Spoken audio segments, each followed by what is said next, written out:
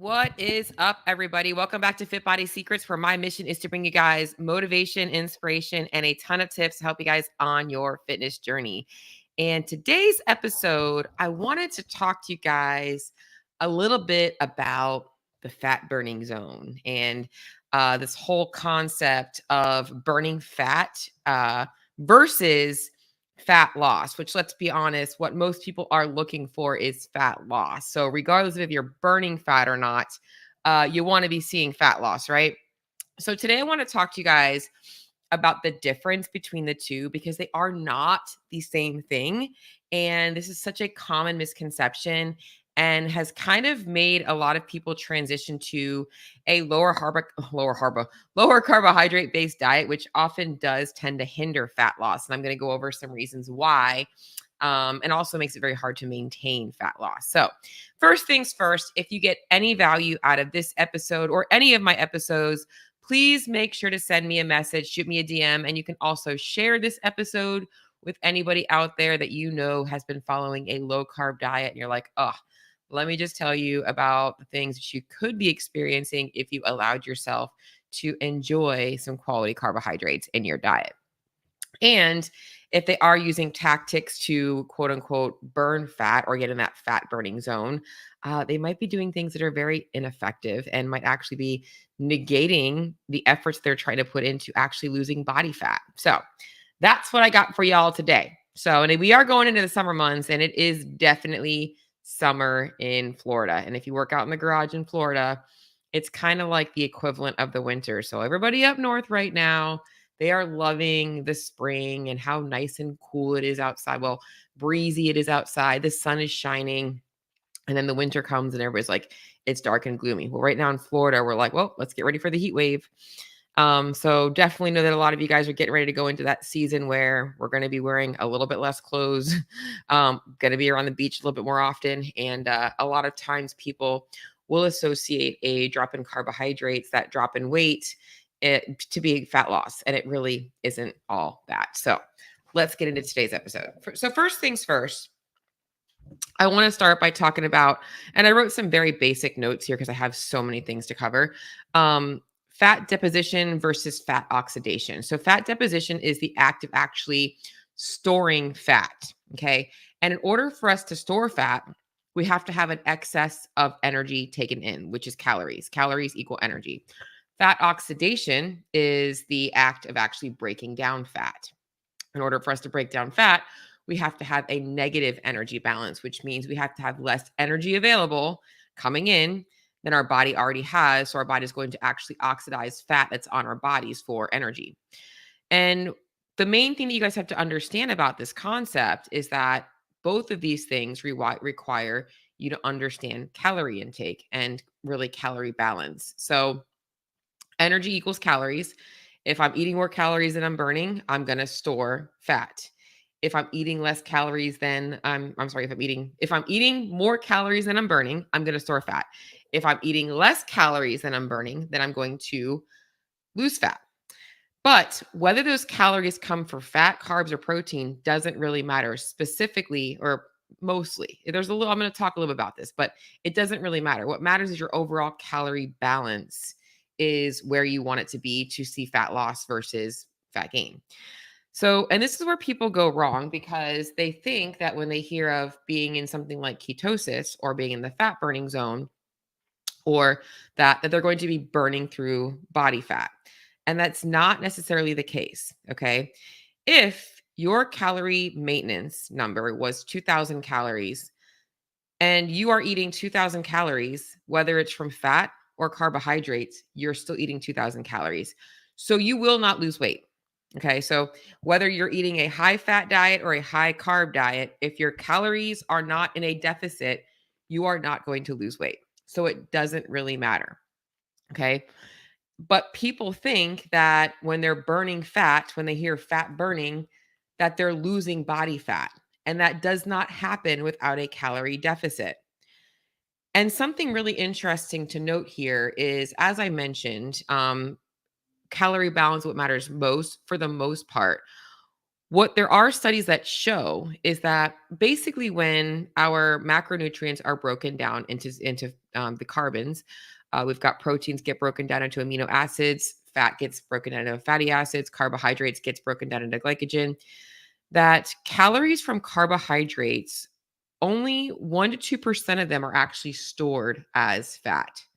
So, for those of you guys out there that are stressed about fat, again, it has to be in a calorie surplus for it to be stored. Most of your carbohydrates are going to be stored as glycogen in your muscles. And if you are training CrossFit, you're training high intensity, you're doing, those high intensity training or even just weightlifting, you are going to be burning through a lot of that glycogen. That is your body's preferred source of fuel. Whereas fat molecules tend to be easier to store as fat. So it's really interesting for you guys to understand that following a low carb diet or being in a fat burning zone doesn't necessarily mean that you're going to burn more body fat. And by limiting carbohydrates and eating a high fat diet, you might actually be making it more difficult for yourself to lose body fat. So I'm not telling you not to follow a low carb diet. I'm simply saying that what matters most is calorie balance. So, if cutting out carbohydrates allows it or makes it easier for you to control your calorie intake, then by all means, follow a low carb diet. I don't know about you, but I want to be able to have some balance in my life. And I think that what people are looking for, what I find is that people that are going on to a low carb diet, it's because they have a high reliance on very processed form of carbohydrates that are often not even really carbohydrates. They're carbs and fats together. They're relying on pasta dishes for dinner, but it's not just pasta that they're eating. They're not just eating plain pasta. They're eating pasta with cheese and meatballs and sauce. And their snacks are typically going to be chips and cookies and things like that. Those foods are all high in carbs and fats, not just carbohydrates. But when people go on a low carb diet, they remove all of that shit from their diet because they have carbs in them. And now they're left with nothing but proteins and vegetables. And maybe if they're not considering fruit carbs, they also would say all those people now think that carbs or fruit's bad for them. So it's really important that I'm not telling you that you can't follow a low carb diet. Following a lower carb diet can be a great way for you to control your calories, but it's really a personal preference thing. What matters most is your calorie intake. And what I find to be the most sustainable for most people long term is finding balance. And for most people, that's going to be around 35 to 45% of their diet from carbohydrates, and then 20 to 30, maybe 35% from fats. Okay. Now, there's a whole nother side of this that I also want to talk about a little bit of.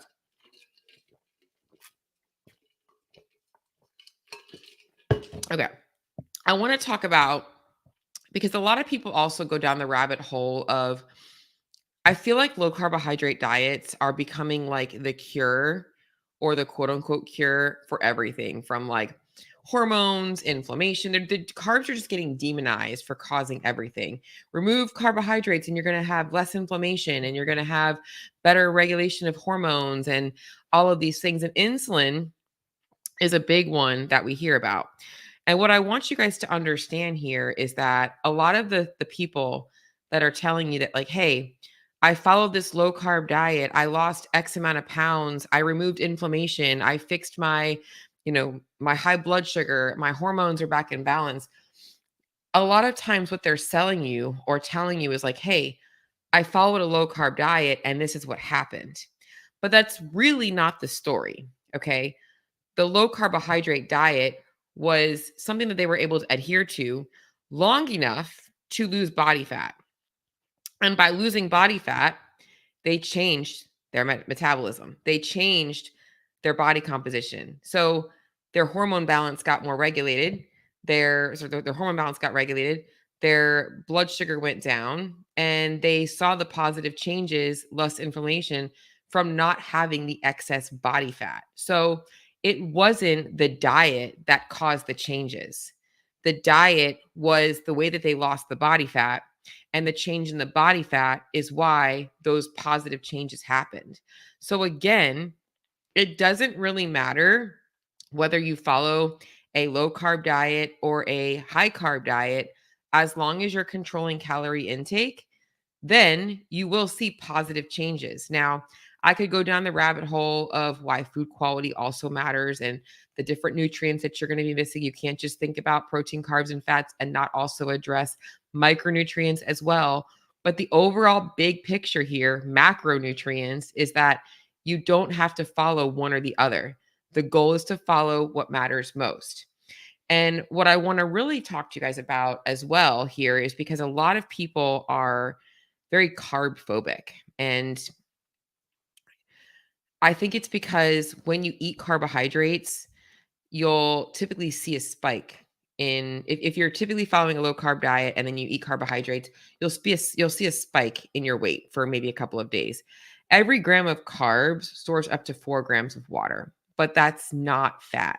And people step on the scale, they freak out, they think they're gaining weight, and that actually is a good thing. That's glycogen for your body. And by following a diet that does provide enough carbohydrates, you actually might be doing a good thing for fat loss. Because remember, the overall goal right now isn't to burn fat. Whether you burn fat or burn carbs doesn't really matter. Your goal is fat loss and maintaining fat loss. So that means you want to be able to control your calories. And controlling your calorie balance isn't just calories in, it's calories out as well. And when you have more carbohydrates on board, you have more glycogen in your muscles, you have more energy for your workouts. So guess what? You're likely going to be burning more energy. Also, as I mentioned, those studies that show that following that carbohydrates tend to be less converted into actual fat. If you're following a higher carbohydrate diet versus a higher fat diet, your likelihood of storing fat is much lower. Whereas if you are burning fat and eating primarily only fat, you are also storing body fat. So following a moderate carb to a higher carb diet might be more beneficial for you than a lower carb, higher fat diet. And when it comes to knowing, essentially where your carbs and fats should be, again, this goes down to percentages, but it goes over essentially how many calories your body needs. So let's just say my calorie maintenance is 2000 calories. I want to put myself into a deficit at, let's call it 1600 calories. My percentage of those calories from fat versus carbs, I'd want my fats to maybe be around 20% and my carbs to be around 40 to 45%. Most important thing though is we want to make sure that protein is equal. Okay. So the main thing today that I want you guys to get out of this is a couple of things. Number one, okay, just because you're burning fat doesn't mean you're losing body fat. Okay. So even in a fat burning state, like right now, if I'm burning fat, it doesn't mean I'm going to lose fat. It just means that if I'm not taking in any carbohydrates, the only source of energy available to me is fat.